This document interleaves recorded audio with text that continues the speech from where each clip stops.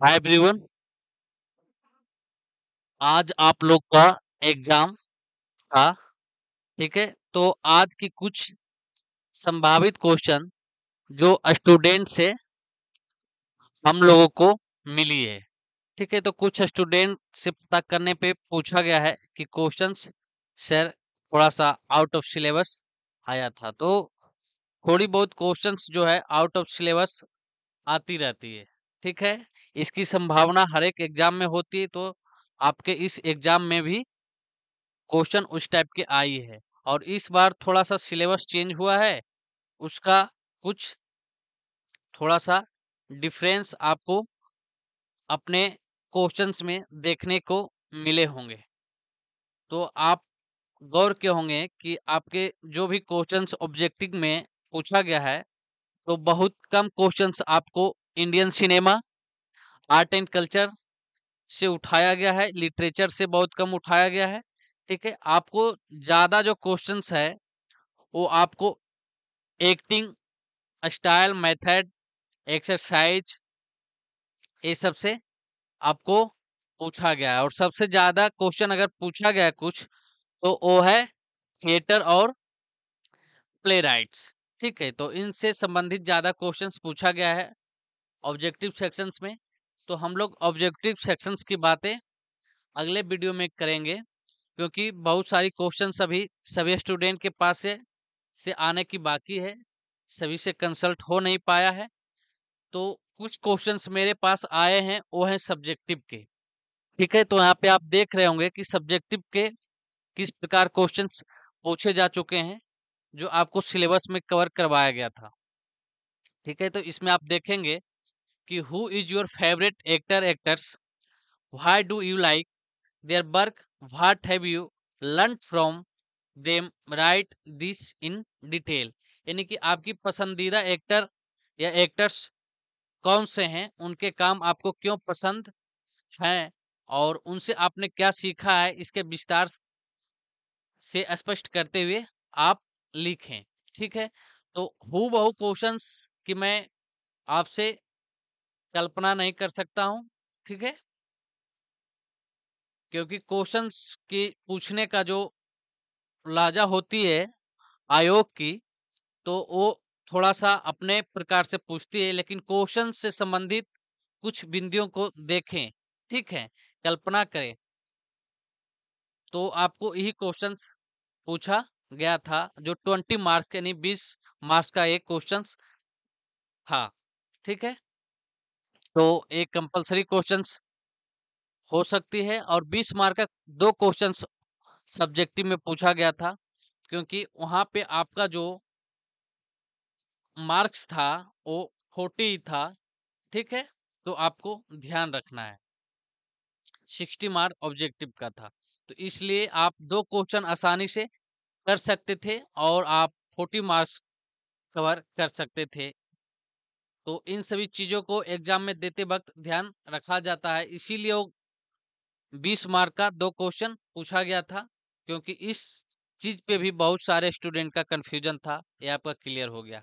आप एक क्वेश्चन देख रहे हैं, ये क्वेश्चंस हूबहू ऐसा ही था या इनसे संबंधित था, या आप खुद एग्जाम हॉल में बैठे हैं तो आप इसका स्पष्ट करेंगे।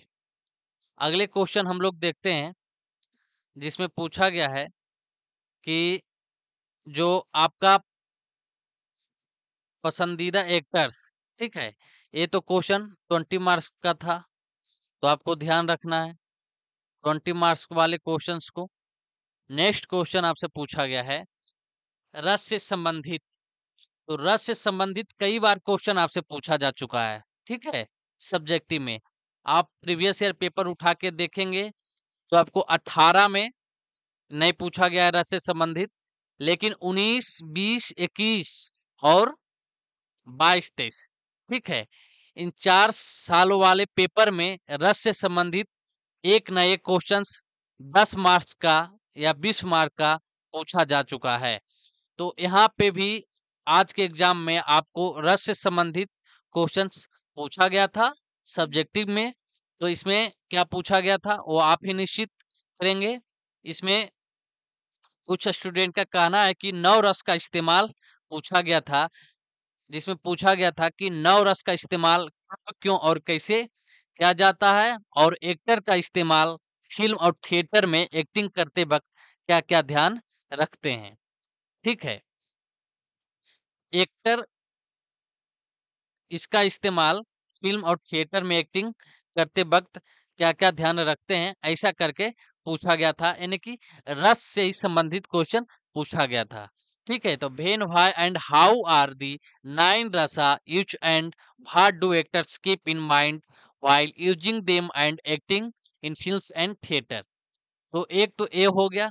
ये भी जो क्वेश्चन्स है, बोला जा रहा है कि 20 मार्क्स का था। मुझे उतना अभी ध्यान नहीं है उनकी बातें, स्टूडेंट की 20 या 10 जो भी है, 10 मार्क्स का हो सकता है, तो आपको ध्यान रखना है। लेकिन रस से संबंधित क्वेश्चंस पूछा गया है। ठीक है, नेक्स्ट क्वेश्चंस जो पूछा गया है वो इस प्रकार से पूछा गया है आपको एक्टिंग स्टाइल से। ठीक है, इसमें क्या पूछा गया है कि tell us which acting styles you would like to use in acting Mahabharata Ramayana and in acting Shakespeare's play. यानी कि महाभारत रामायण के अभिनय में और शेक्सपियर के प्ले की अभिनय में कौन कौन से अभिनय शैली का इस्तेमाल करना आप चाहेंगे, बताएं। ठीक है, ऐसा करके पूछा गया था क्वेश्चंस। तो आप ही निश्चित करेंगे इस क्वेश्चंस को कि किस प्रकार से आपसे पूछा गया था।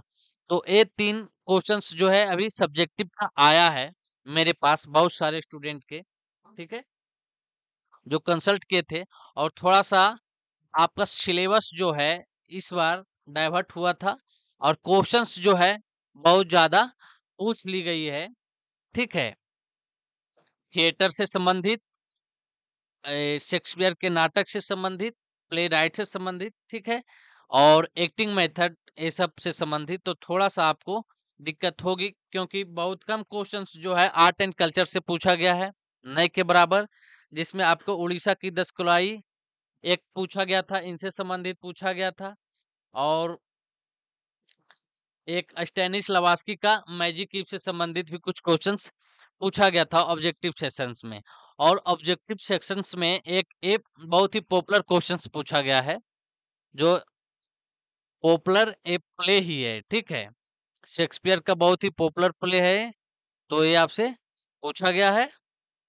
इसमें पूछा क्या गया था आपसे कि सारी दुनिया एक रंगमंच है, और ऐसे करके पूछा गया था कि सारी दुनिया एक रंगमंच है, ये शेक्सपियर के कौन से नाटक के मतलब कि मोनोलॉग हैं या संबंधित शुरुआती मोनोलॉग हैं या पार्ट्स हैं, ऐसे करके पूछा गया था क्वेश्चन।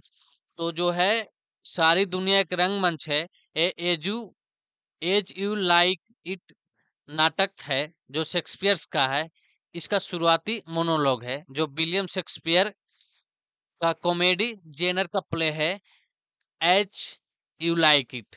ठीक है, या जो है भाषण दुनिया की तुलना एक रंगमंच से और जीवन की तुलना एक नाटक से करता है। तो हूबहू हो सकता है ये क्वेश्चंस पूछा गया हो।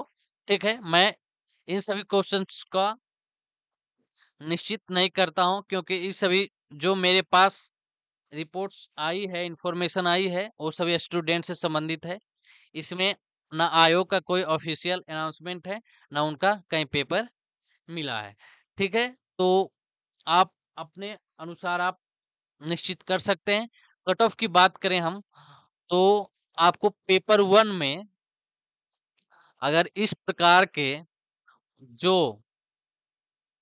क्वेश्चंस की स्टैंडर्ड्स को देखा जाए, ठीक है, क्वेश्चंस के स्टैंडर्ड्स को अगर देखा जाए, तो आपका कट ऑफ होना चाहिए 30, यानी कि 30 मार्क्स। ठीक है, 30 नंबर अगर आपने ऑब्जेक्टिव में उठाया है, ठीक है, ऑब्जेक्टिव पेपर 1 में, तो आपका जो है पेपर 2 सब्जेक्टिव जो है वो कॉपी आपकी चेक हो जाएगी। तो 30 नंबर अगर आपने उठाया है तो अच्छा है। ठीक है, ये मेरा खुद का क्वेश्चंस के स्टैंडर्ड्स को भांपते हुए मैंने ये कट ऑफ क्राइटेरिया अनुमान लगाया है। ठीक है, अब आयोग का क्या कट ऑफ आता है वो तो रिजल्ट पे ही डिपेंड करेगा, जिसमें रिजल्ट आएगी। तो अगर आपने 15 क्वेश्चंस, और ये क्वेश्चंस मैं ऐसे नहीं कर रहा हूं कि आपने 27, 28, 29, कोई कोई तो 30 भी बोल रहे हैं कि मैंने 30 क्वेश्चंस ऑब्जेक्टिव का करके आया है सर। तो आपको वहां पे ध्यान रखना ये था 30 नंबर में कि आप 30-30 क्वेश्चंस जो आपने किया है, ठीक है, अटेम्प्ट, तो 30-30 क्वेश्चंस अटेम्प्ट करने का क्राइटेरिया ये था कि उसमें आपने कंफर्म नहीं लगाया सभी क्वेश्चंस। ठीक है, कंफर्म कहने का मतलब है कि आप वो क्वेश्चंस का आंसर किए होंगे जो आप कंफर्म होंगे कि इसका आंसर ये सही होगा। ठीक है, तो ऐसा आपने अगर लगाया है 15 क्वेश्चंस कि मैंने 15 क्वेश्चंस कंफर्म कर लिया है, ठीक है, 15 ही क्वेश्चंस मैंने कंफर्म करके आया है, 30 नंबर अगर आपको आ रहे हैं बिना नेगेटिव मार्किंग के, तो आपका रिजल्ट हो जाएगी। ठीक है, क्योंकि इस क्वेश्चंस का स्टैंडर्ड्स बता रहा है। दूसरी बात, और बहुत सारे लोग 28, 27, 26 भी करके आए हैं, लेकिन उनका नेगेटिव का कोई उन्होंने नहीं बताया कि मैंने इतना नेगेटिव आ सकता है या फिर इतना मैंने कंफर्म किया है। उन्होंने सिर्फ क्वेश्चन बताया कि मैंने सर इतना क्वेश्चंस कर लिया है। ठीक है, तो वो निश्चित नहीं है। जिनका निश्चित है, अगर 15 क्वेश्चंस आपका निश्चित है, तो कंफर्म है कि आपकी रिजल्ट होगी और आपकी पेपर 2 सब्जेक्टिव जो है वो भी चेकिंग के लिए आयोग के पास जाएगी। ठीक है, और कंफर्म रिजल्ट की संभावना आपकी है। तो आप थोड़ा सा ध्यान रखें, ठीक है, कि आपने कितने क्वेश्चंस सही अटेम्प्ट किए हैं, वो विजुलाइज करें और रिजल्ट का इंतजार करें। और हम फिर जो भी कुछ नेक्स्ट इंफॉर्मेशन या क्वेश्चंस आती है, तो उसके साथ में फिर हम लोग आपके बीच में आएंगे